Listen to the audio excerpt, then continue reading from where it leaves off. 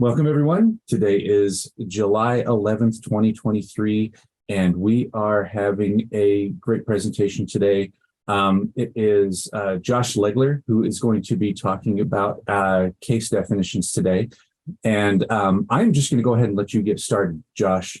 If we're going to have a question and answer period that's going to be coming up in a little while, that's when you'll be allowed to unmute and ask questions then. But from here, please, Josh, take it away. Okay, thanks, Chris. I'm Josh Legler. I'm a contractor to the NEMSIS Technical Assistance Center. And today I'll be talking with you about some new case definitions that have just recently been published by the NEMSIS TAC. So let me show you what our agenda is for today. We're looking at first answering the question, what are case definitions? Then how are case definitions used? Then I'm going to talk about what has been out there for a couple of years versus what are the case definitions that we just recently added last week. And finally, a little bit of discussion about how case definitions could be refined over time. So let's jump in. And before I do, I'll just mention, as Chris said, all of you are muted right now, but I do welcome questions through the chat as I present this first bit. So if you do have some questions while I'm presenting, just put those in the chat and I'll be watching that. And I think Chris will too. And we will also have time further on in the presentation for unmuting yourself and asking questions that way. You can always raise your hand as well. So let's jump in.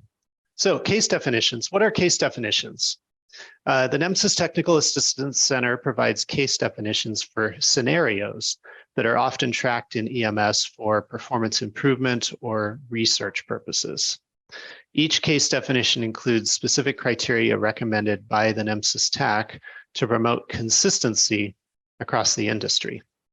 The case definitions were developed through discussions with subject matter experts and consultation of published research studies and other resources. So I've highlighted there scenarios and consistency.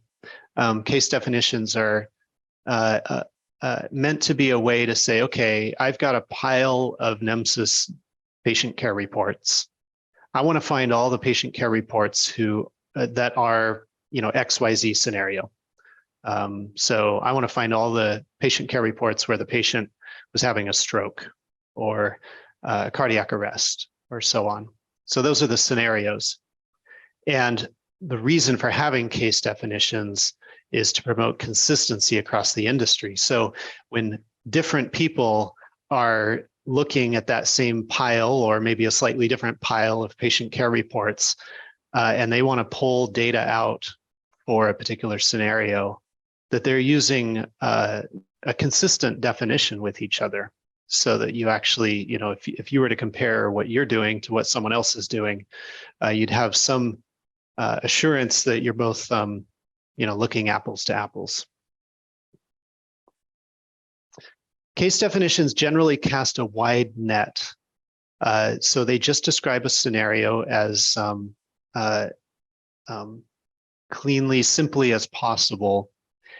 And so for that reason, we've also developed just what we've called general filters that can be layered with or combined with the case definitions to implement common additional criteria that people often want to use. So for example, there's a case definition for stroke. It gets you all your stroke patients, but oftentimes people are actually wanting to get only the stroke patients that we're seeing on emergent 911 calls. Or they want to look at all stroke patients that were seen by ALS providers.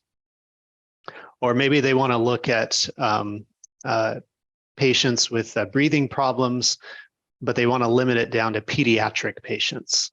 So the case definitions define the scenarios. The general filters then give instructions on how you would apply additional criteria to limit things down by these kinds of things: 911 calls, transport, non-transport, ALS, BLS, pediatric, adult, and so on. So those accompany the case definitions. The case definitions are described in plain English. we're going to look at that. And then they're also described in XPath and SAS code. So the XPath code could be used to query an XML database of NEMSIS XML data. The SAS code could be used to query the data as it is laid out in the NEMSIS annual research data set. So a researcher receives the annual research data set. They could just run the SAS code on that data set for these case definitions. And the case definitions are compatible with NEMSIS versions 3.4 and 3.5. So if you've got a mixed bag of data across the two versions, that's just fine. These case definitions will select data from both versions. Okay, so let's take a look at the case definitions on the NEMSIS website. This is the case definitions page. You can find this page by going to the menu that says using EMS data, and then go down to the bottom of that menu and you'll see case definitions. On this page, we've listed the case definitions that have been developed. In a few minutes, I'll outline for you which ones of these were just added last week. Others have been here for a while. And for each case definition, you'll get a document. I'm going to look at stroke, for example, today. You'll get a document that explains that case definition. So we're going to take a look at that. And then you can also get the XPath code and the SAS code files that you could run to select reports that meet that case definition. Okay, so the stroke case definition, we're just going to take a look at that one as an example. This is how each of these documents is laid out.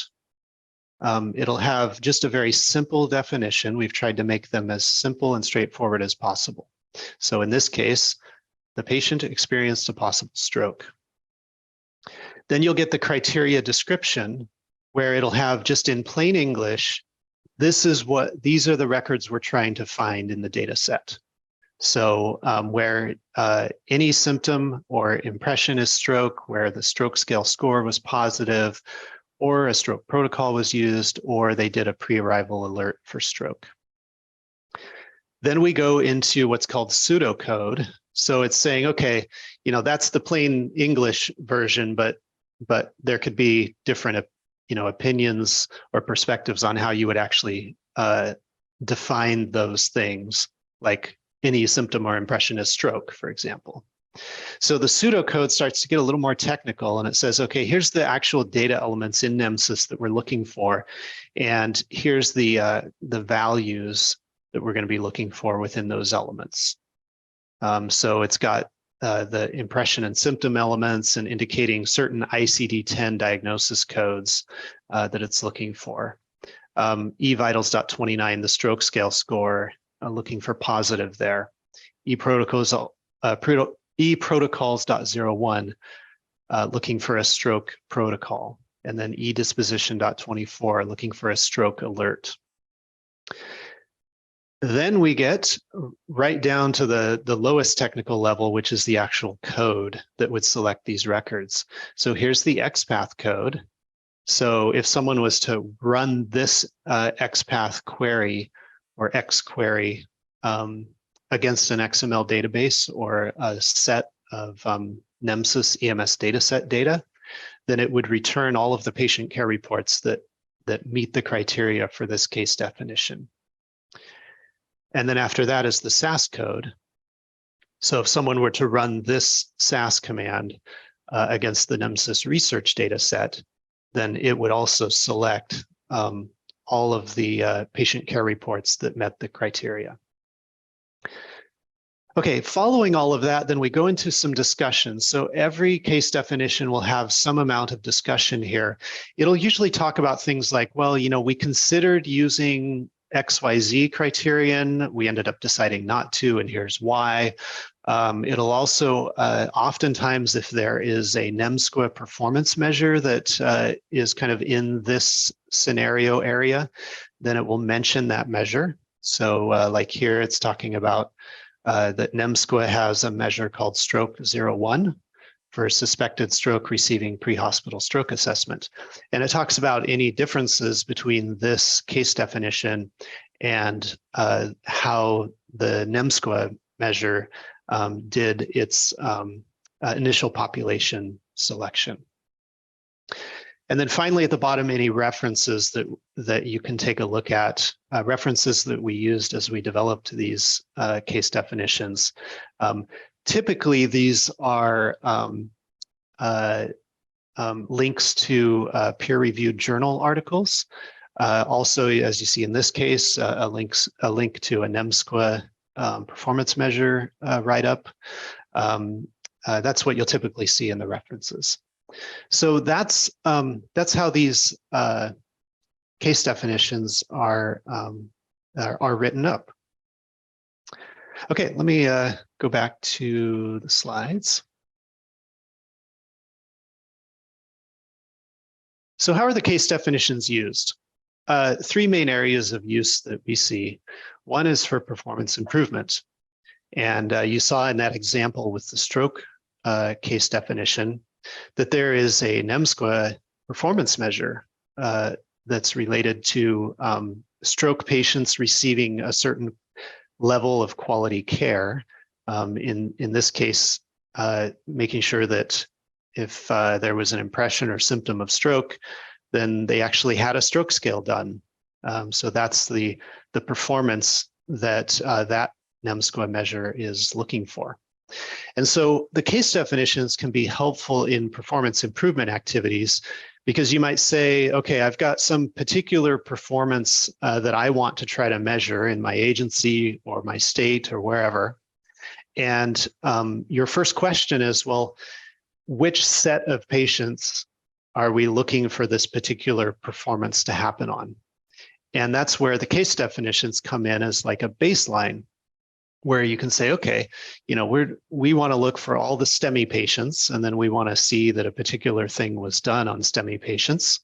So the case definition for STEMI could be used as your baseline to say, okay, here's how we find all STEMI patients. On top of that, then you may add some additional layers of criteria. You might say, well, I only want STEMI patients on 911 emergency calls who had an ALS response because I'm looking for a particular ALS intervention to have been done, and I know that BLS wouldn't even be able to do it. So you layer some things on that, but that case definition can serve as kind of a foundation for building your performance measure. Secondly, we see these being used in research. One research study in particular that was done a few years ago was just a whole study on how to identify patient death on an EMS call. They said, of all the data elements that are in there, how do we identify that the patient was either dead at the beginning of the call or died by the end of the call? Can we tell if they were alive or dead at the end of the call? So, of course, we leaned heavily on that research paper as we developed the patient death case definition. Now there's this case definition, so researchers could use that as their foundational starting point. They don't have to rebuild, redesign that wheel. They can start there. Thirdly, public health surveillance. So if, I think the big one these days that's talked about a lot is opioid overdose surveillance. So the opioid overdose case definition can be a foundation to say, here's how you identify all opioid cases. And then you might refine it from there for your particular environment. But then you've got something in place that allows you to be alerted every time an opioid overdose happens. All right, so the existing case definitions that have been out for about 2 years now, they were published in 2021. They're the ones on this list: cardiac arrest, influenza-like illness, opioid overdose, STEMI, stroke, need to be taken to a trauma center. And then we also developed 4 motor vehicle crash case definitions, one for car, truck, or bus, one for motorcycle, one for pedal cycle. So this would be a bicycle getting in a crash with a motor vehicle, and then one for pedestrian, a pedestrian in a crash with a motor vehicle. And then here are the ones that we're adding new, that we just added last week. Behavioral health or mental health, micromobility, patient death, which I mentioned, seizure, and sepsis. I'm going to review each of these briefly. Of course, you can go in more depth on your own as you visit the NEMSIS website. But I'll give you a sense of what's in there, maybe any highlights. For behavioral health, we decided to cast a pretty wide net here. Let me zoom in on this, sorry about that. Where really anything where the patient is experiencing a behavioral health issue. And we also included any kind of suicide attempt or intentional self-harm as being indicative of a behavioral health issue. In the pseudocode, you can see the ICD-10 code ranges that we chose. We chose all of the chapter F of ICD-10 for mental, behavioral, and neurodevelopment disorders. We also looked at some cause of injury codes that include self-harm or suicide attempt. I'm going to skip past the code and go down to the discussion.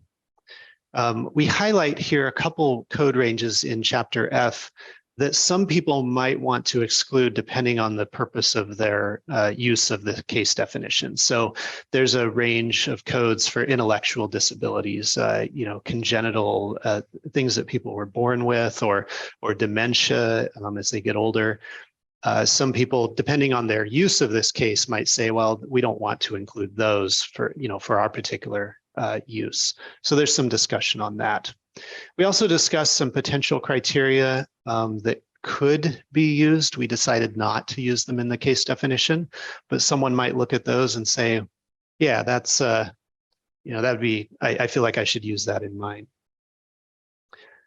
We also discuss a little bit about the EMS by the numbers impact of COVID-19 report that the NEMSIS TAC ran for a couple of years. They just paused it a few weeks ago, and talking about a little bit of a difference between this case definition and what they implemented as their criteria back when they started that report. And finally, of course, the references that you can take a look at. Next one, micromobility. This is a hot topic these days. Again, casting a wide net. We're just saying the patient was injured in an incident involving a micromobility device. So they may have been the rider, or they may have been struck by the micromobility device, any of that. For this particular case definition, we rely heavily or exclusively on the cause of injury, looking at certain codes in chapter V of ICD-10 that indicate that someone was on a pedestrian conveyance. This again, this being a wide net, this is including both self-powered and electric micromobility devices. So as we get down to the discussion, we talk about the definition of micromobility that's been put forward by the Federal Highway Administration. And we talk about the distinction between powered and non-powered. I want to show you that in a second. We also talk about overlap between this case definition and some of the motor vehicle crash case definitions. So there are some records that would be selected by multiple case definitions. Okay, so here's the listing indicating powered devices and then also wheeled devices. So if your particular use of this case definition would be more narrow, then you could use this table here to figure out which codes you might include in your project. You might say, for example, well, I'm only interested in powered micromobility devices.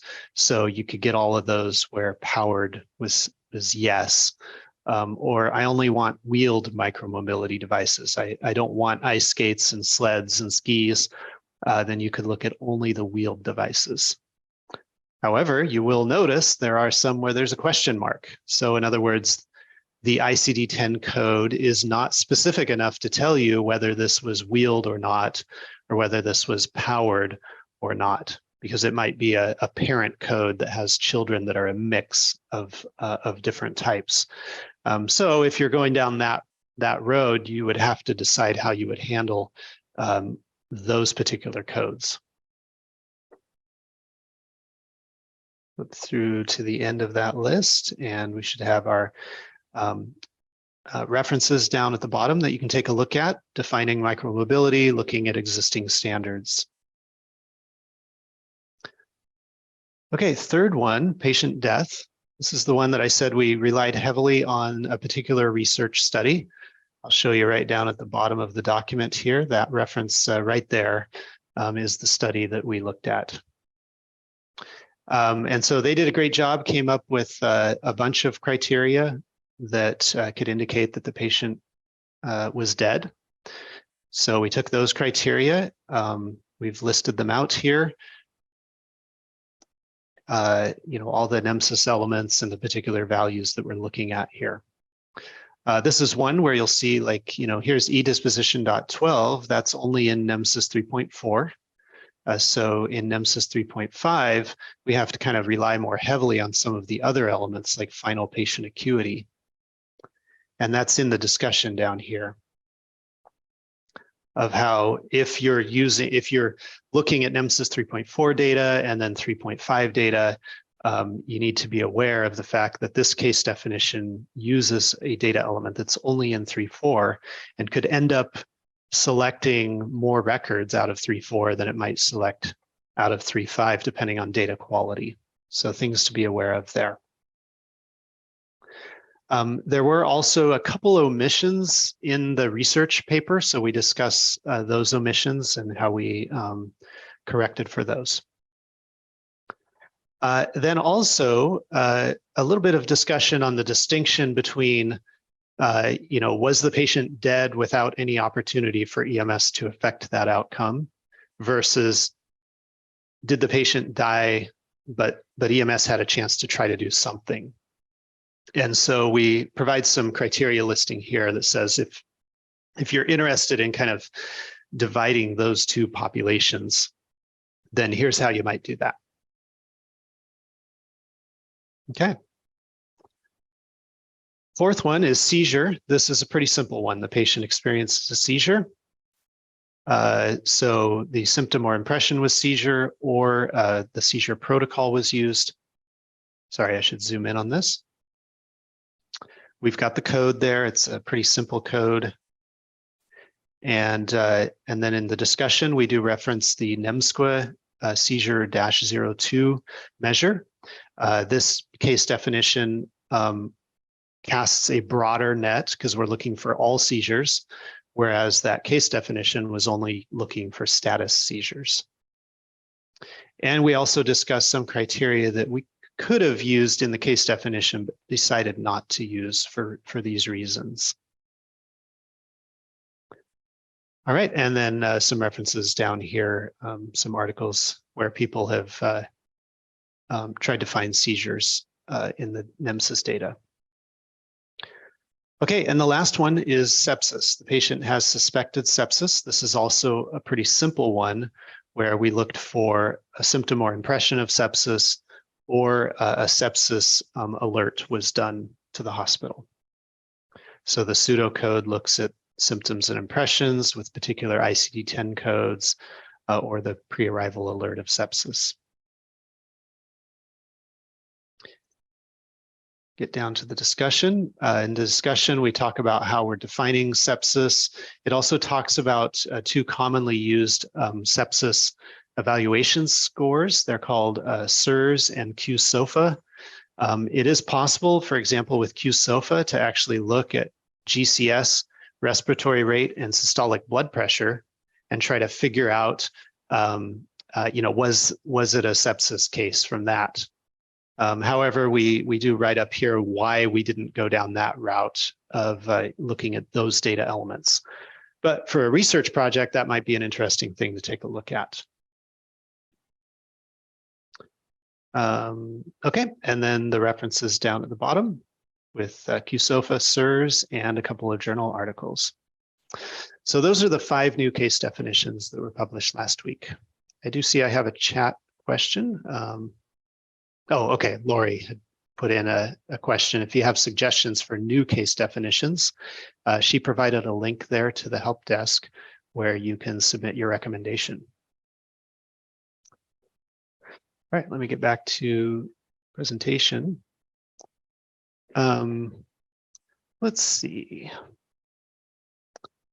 Okay, Chris, I wonder if it's okay if we pause here. I have one more slide that I'm going to share, but I want to see if we can pause here and see if there's any questions about the case definitions, their purpose, how they were developed, what they're used for, any specific questions about case definitions that I showed you today. So go ahead and put something in the chat or raise your hand, or then we can give you a chance to talk.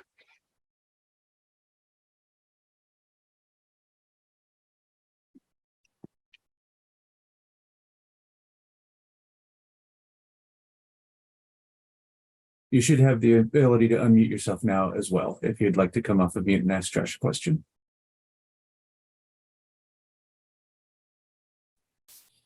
Josh, do you want to just explain briefly? I know we had several suggestions for new case definitions, how we selected these to develop first. Yeah, there were several suggestions for new case definitions to add this year. So we took that list, I can't remember, it was maybe about 10 different things that were suggested. And we took that to the NESMSO data managers and surveyed them. I know we talked about it on a NESMSO DMC call as well. And if I remember right, we also brought it up a few months back on a NEMSIS V3 call, just to get input from people and kind of get the, which ones they thought were most important to do now.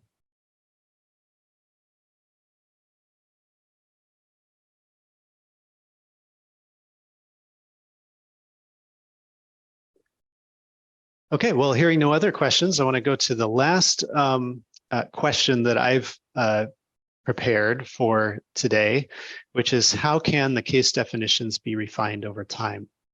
So these case definitions provide, like I said, a foundation for further work.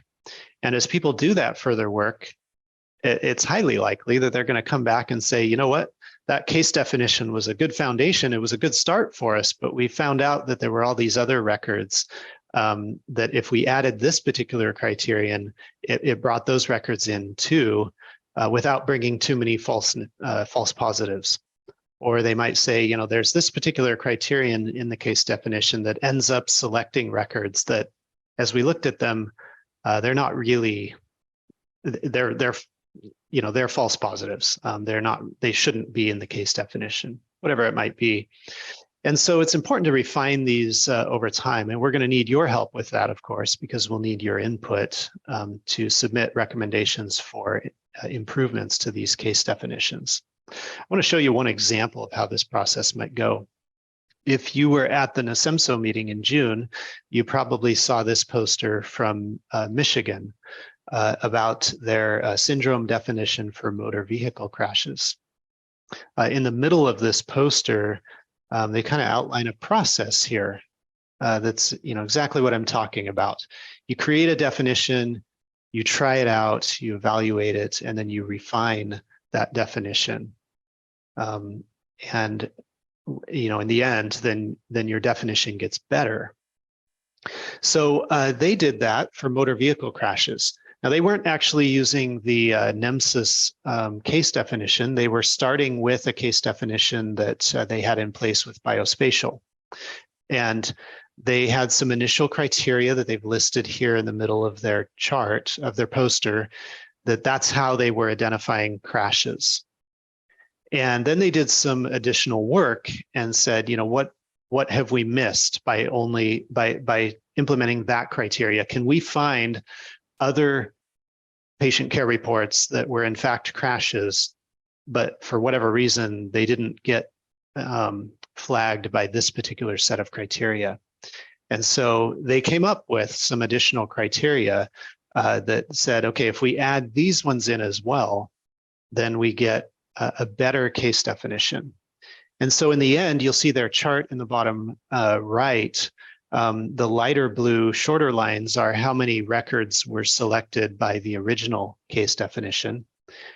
And then the darker, taller blue lines are the number of records that were selected by their refined syndrome definition. So you see there was a significant increase in the records that actually got captured by this revised definition. The poster doesn't show it here, but they also did look at a specificity analysis to see how many additional false positives this new case definition brought in. And so they did look at that and determined that it did not add very many new false positives to their selected case set. So this was a great example of using an existing case definition and then doing some refinement work and coming up with something that improved it. Now, what we want to see over time is that this sort of work, these kinds of efforts, get shared back so that we can look at the existing NEMSIS case definitions and say, yeah, okay, let's refine that case definition based on this great work that someone has done with the existing case definition. And as we refine those over time, then they, of course, get better and better and more accurate. Okay, so with that, I want to just go to Q&A. I also know that we have, it looked like I saw that we have someone from Biospatial on the call, and I'm trying to remember if someone from Michigan joined the call. So if either of you have any comments on Michigan's project, I'd be happy to hear those. And then, of course, any questions from anyone.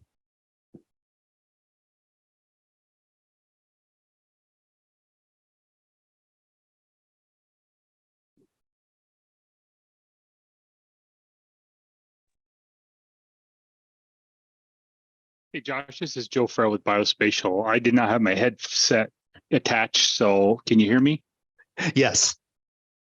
Thanks. Yeah, the work done by Michigan was fantastic. It was a really great partnership there of them working with some of the ground truth they had to look at the records they were identifying as motor vehicle collision records comparing to our syndrome. So we were really happy to be involved with that project and work with that and what came out of it and the improvements we saw to the syndrome and also the classification of records of the severity of injury that occurred. Yeah, great. Fantastic.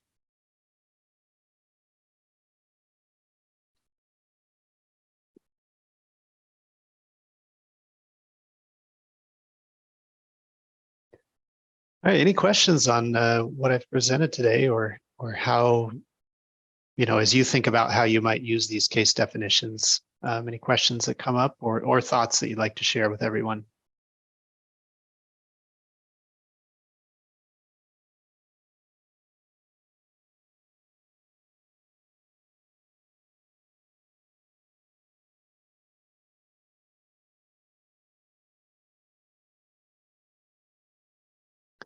Okay, it's pretty quiet this morning, so I think that'll probably be a wrap then.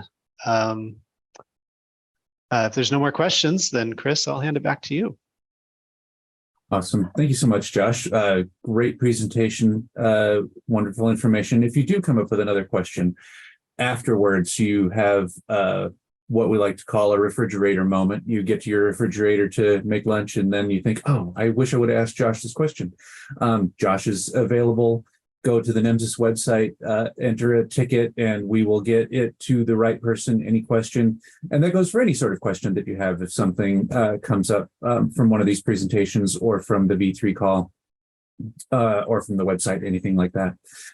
If you want to be notified about events like this and the V3 call, please go to the NEMSIS.org website, and in the upper right-hand corner, you will have a red button that says join the Google group. That is our current mailing list to notify people about important events and changes and notifications that are going on in NEMSIS. Thank you very much for taking the time today. Big virtual round of applause for Josh, and certainly appreciate it. And I hope everyone has a great rest of their day. Have a good one. Thanks, everyone.